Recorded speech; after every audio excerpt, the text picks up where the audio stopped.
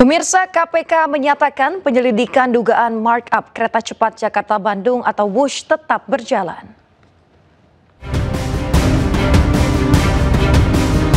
Pemirsa, meski Presiden Prabowo Subianto menyatakan akan menanggung utang WUSH, namun Wakil Ketua KPK Johannes Tanak menegaskan penyelidikan dugaan markup proyek WUSH tetap berjalan. Penyelidikan dilakukan guna memastikan ada tidaknya dugaan tindak pidana korupsi terkait proyek tersebut. Tanak meyakini Presiden Prabowo akan legowo menerima jika ditemukan dugaan tindak pidana korupsi karena pemberantasan korupsi juga menjadi salah satu program unggulan Presiden.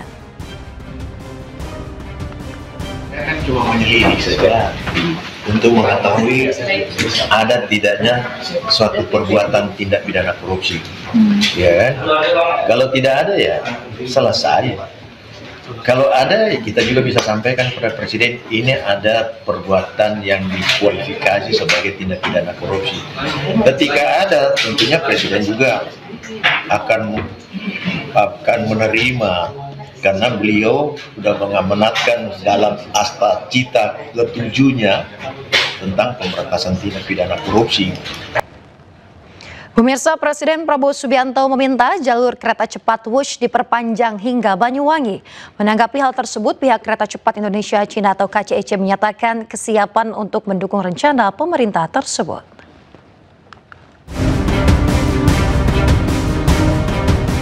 Polemik utang kereta cepat Jakarta-Bandung WUSH akan segera berakhir. Presiden Prabowo Subianto menyebut pemerintah menyatakan akan membayar utang WUSH sebesar 1,2 triliun rupiah per tahun. Prabowo pun meyakinkan semua pihak agar tidak perlu khawatir dan ribut lagi atas polemik WUSH. Selain itu, Prabowo pun berharap trayek WUSH dilanjutkan dan tak hanya berhenti di Surabaya saja, melainkan diperpanjang hingga Banyuwangi, Jawa Timur. Insya Allah sampai Surabaya. Enggak, saya minta tidak hanya Surabaya, Banyuwangi, ya, Banyuwangi. Pak, tadi ngobrol sama penumpang KRL. Surabaya itu zaman dulu, sekarang saya Banyuwangi. Siap, Pak. Menanggapi hal ini, PT Kereta Cepat Indonesia Cina menyatakan kesiapan untuk mendukung penuh rencana pemerintah tersebut. Jika trayek kereta cepat diperpanjang hingga Banyuwangi, KCIC pun siap melaksanakan kajian kelayakan terlebih dahulu. Tim Liputan iNews melaporkan.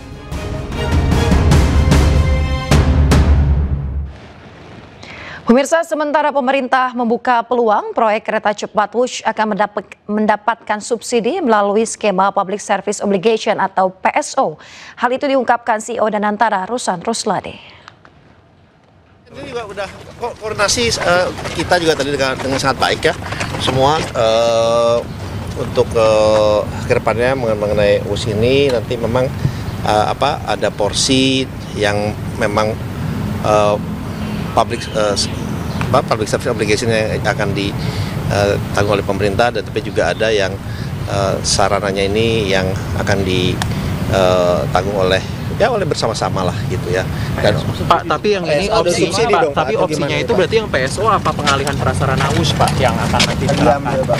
Ya ini sedang kita matangkan lah ya, tapi tadi sampaikan ya adalah pemerintah pasti hadir, dan nanti kalau yang kan itu juga ada undang-undangnya juga memang untuk sarana untuk prasarana dan juga untuk mass transportasi itu memang adalah tanggung jawab pemerintah ya. Pemirsa, Presiden RI Prabowo Subianto gelar pertemuan bersama Wakil Ketua DPR RI Sumi Dasko Ahmad di Istana Merdeka, Jakarta. Selain bertemu Wakil Ketua DPR RI, pertemuan tersebut juga nampak sejumlah menteri, diantaranya Menteri Investasi dan Hilirisasi, Kepala BKPM Ruslan Ruslani, kemudian Menteri Keuangan Purbaya Yudi Sadewa, dan sejumlah pejabat lain. Dalam pertemuan tersebut, Presiden bersama para pejabat terkait membahas sejumlah langkah strategis guna menjaga stabilitas politik nasional, perkuat fondasi pertumbuhan ekonomi, serta dorong peningkatan investasi. Selain itu, pemirsa, Presiden menegaskan pentingnya sinergi antar lembaga dalam menciptakan iklim investasi sehat, berkeadilan dan juga berkelanjutan demi wujudkan kemajuan serta kesejahteraan seluruh rakyat Indonesia.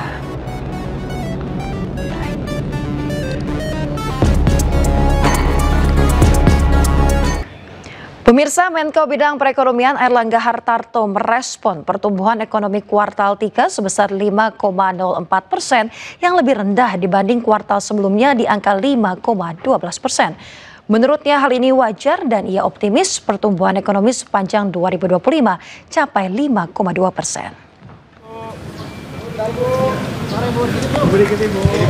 Presiden Prabowo Subianto memanggil Kepala Badan Pusat Statistik Amalia Adininggar Widyasantri dan Menko Bidang Perekonomian Airlangga Hartarto ke Istana Kepresidenan Rabu sore.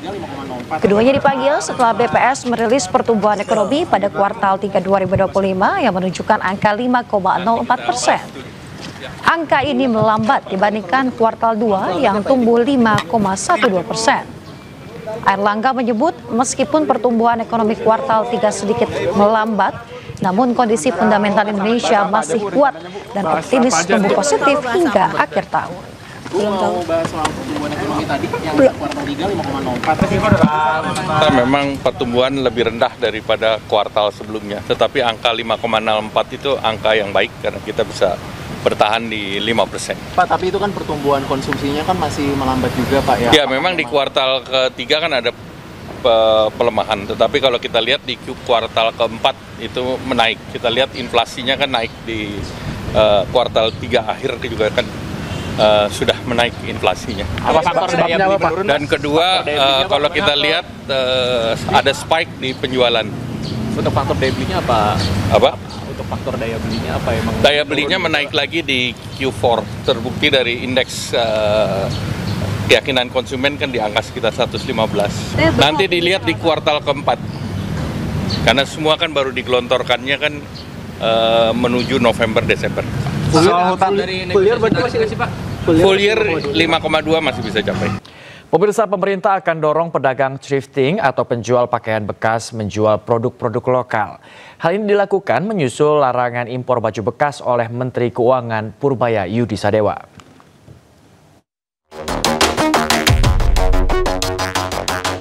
Kementerian Usaha Mikro Kecil dan Menengah mendapat tugas dari Presiden RI Prabowo Subianto untuk siapkan produk substitusi bagi pedagang thrifting menyusul penertiban impor pakaian bekas yang dilarang dalam aturan perdagangan.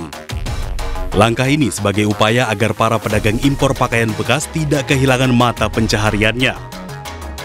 Terkait hal tersebut, Kementerian UMKM mendorong para pedagang thrifting beralih ke produk-produk lokal buatan UMKM, termasuk fashion dan pakaian dari produsen domestik. Menurut Menteri UMKM Maman Abdurrahman, banyak produk lokal yang berkualitas dan kompetitif dari segi harga, model, hingga tren fashionnya. Hal ini disampaikan Maman usai rapat terbatas dengan Presiden Prabowo di Kompleks Istana Kepresidenan Jakarta Selasa kemarin. Jadi gini, secara aturan tidak boleh melakukan impor barang bekas.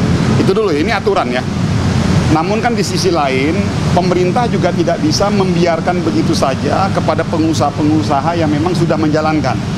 Jadi petunjuk dari Pak Presiden kepada Kementerian UMKM dalam hal ini saya, dikomandani oleh beliau, Pak Menko, agar menyiapkan solusi agar mereka tetap bisa berjualan. Namun diarahkan yang dijual adalah produk-produk dalam negeri kita. Jadi contoh kayak misalnya teman-teman yang ada di Senen, di Pasar Senen, ya nanti kita dorong mereka tetap bisa berjualan, tapi yang dijual adalah produk-produk dalam negeri kita. Masih banyak kok produk-produk dalam negeri kita kayak. Sementara itu, Menteri UMKM juga menekankan penertiban impor pakaian bekas guna menjaga keberlangsungan produk dalam negeri, sekaligus memastikan para pelaku usaha thrifting tetap dapat jalankan kegiatan ekonomi dengan beralih ke produk dalam negeri. Tim Liputan iNews melaporkan.